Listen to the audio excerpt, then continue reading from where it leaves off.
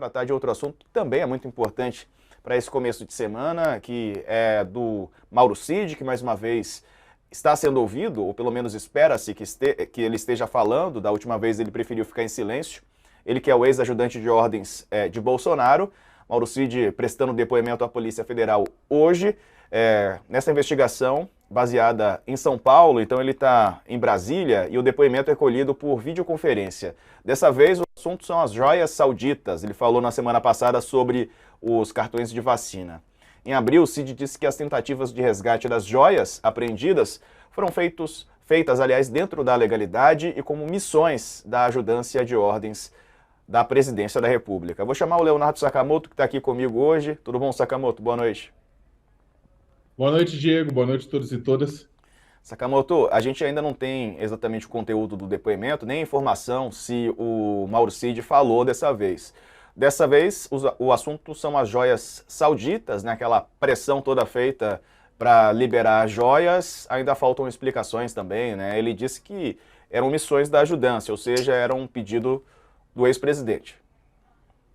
Então, esse é o ponto, né, o Diego? Na última vez, o Mauro Cid ficou quietinho, quietinho, quietinho, o que significou na prática jogar a bomba pro colo do Jairzinho. Né? O Bolsonaro, né, diante do silêncio do Mauro Cid, o Bolsonaro, inclusive, falou: olha, soltou umas declarações, disse que cada um vai para o seu lado, tudo.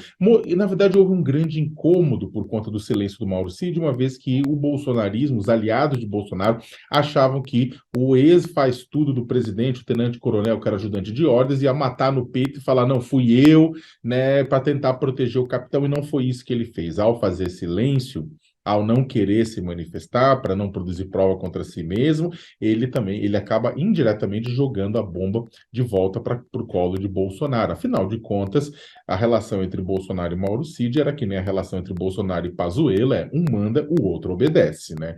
Então, por que que Mauro Cid iria cargas d'água criar um registro falso de vacinação para o Bolsonaro se o Bolsonaro não pedisse, não é mesmo? Agora, na questão das joias também, né, o Mauro Cid ficou, né, responsável por ir lá para tentar conseguir destravar as joias lá da Receita Federal no aeroporto de Guarulhos, né, joias milionárias que foram pegas, que foram bloqueadas no momento em que estavam entrando no Brasil, no momento em que o ex-ministro Bento Albuquerque, não, o almirante Bento Albuquerque, estava tentando trazer essas joias para dentro do Brasil depois de serem presenteadas pelo governo da Arábia Saudita.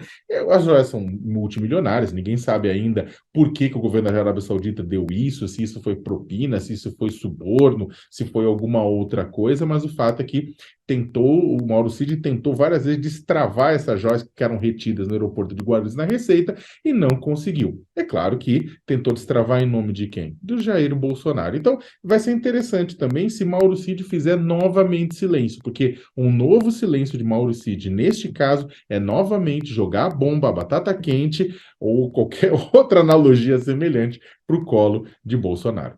Chegou uma informação agora que terminou o depoimento e ele respondeu a todas as perguntas. A gente não tem ainda Agora eu quero melhor, desculpa te cortar, Aham. Diego, mas melhor do que o silêncio é só uma resposta bem dada, né? Eu quero ver se ele, na resposta, jogou a responsabilidade, falou que ele estava só cumprindo ordens. Vamos ver, né? Sakamoto, vamos falar sobre outro assunto que movimenta o noticiário hoje, não poderia ser diferente, né? O caso de racismo, mais um, né? Caso envolvendo o Vini Júnior na Espanha.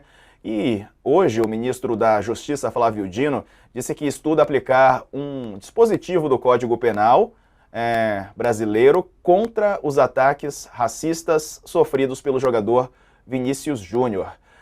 Mas isso só vai acontecer caso as autoridades da Espanha não adotem providências. Dino afirmou que o Ministério da Justiça pode recorrer ao princípio da extraterritorialidade. Segundo ele, é um dispositivo que prevê a aplicação da lei, a lei brasileira, em casos excepcionais de crimes cometidos contra brasileiros no exterior. Ele disse ainda que acredita que as autoridades da Espanha vão tomar providências em relação ao caso e afirmou que o governo acompanha a situação por meio do Itamaraty. Vini Júnior, que foi alvo aí mais de uma vez, né, de ataques racistas, ontem Foi o último caso na partida do Real Madrid contra o Valência. Ele ainda foi expulso, mesmo diante de tudo isso que a gente acompanhou. Ô Sakamoto,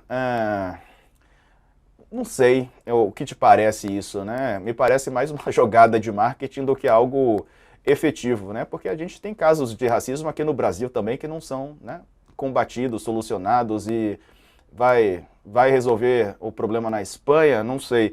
Me parece que a atitude é de pressionar, né, o governo espanhol, mas não sei se é algo É, efetivo isso. existe, eu acompanhei um caso, só para usar como analogia, né? Não é exatamente o mesmo elemento, mas também adota o princípio da extraterritorialidade. Teve uma grande construtora brasileira, né, Odebrecht, que acabou sendo denunciada por escravizar brasileiros numa obra de Angola, né, de levar os brasileiros para lá e escravizar os brasileiros lá. E aí o que acontece é que o Ministério Público do Trabalho de São Paulo acabou denunciando, processando, levando a Odebrecht à justiça, né, o que acabou terminando com um acordo de 15 milhões de reais. É o maior acordo assinado, inclusive, por conta de trabalho escravo no Brasil. Ironicamente, não foi no Brasil, mas foi em Angola, né? E aí o que acontece exatamente por conta disso? Houve uma exploração de trabalhadores, mas fora do Brasil, só que eram brasileiros, né? Há um trabalhador brasileiro, vamos lembrar, antes de mais nada, que Vinícius Júnior é um trabalhador, ele está trabalhando para o clube de futebol, para o Real Madrid, ele é uma celebridade, ele é o melhor jogador do mundo, na minha opinião, mas, o melhor brasileiro jogador do mundo, na minha opinião, mas ele é um trabalhador, né? E você tem um trabalhador que foi alvo de assédio, alvo de ataque, alvo de agressão, né? E até agora, né, tanto o país quanto o seu próprio empregador não tomaram medidas suficientes para poder resolver essa questão.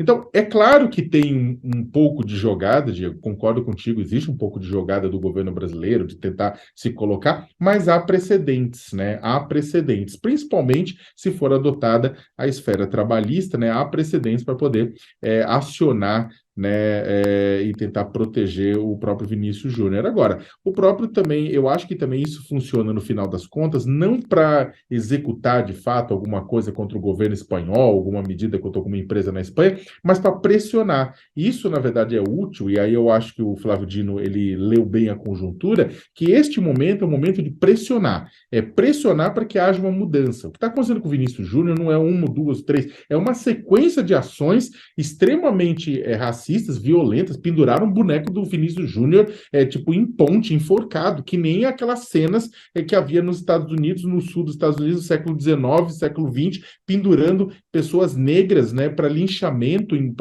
enquanto era aplauso de uma população bizarramente em êxtase, né? Então, o que está acontecendo com ele é uma coisa bizarra. Então, o governo brasileiro tem que pressionar, sim, e aproveitar este momento em que a Espanha ficou chocada, pelo menos uma parte da Espanha não racista não ficou chocada, e tentar pressionar por mudança para proteger esse brasileiro. Qual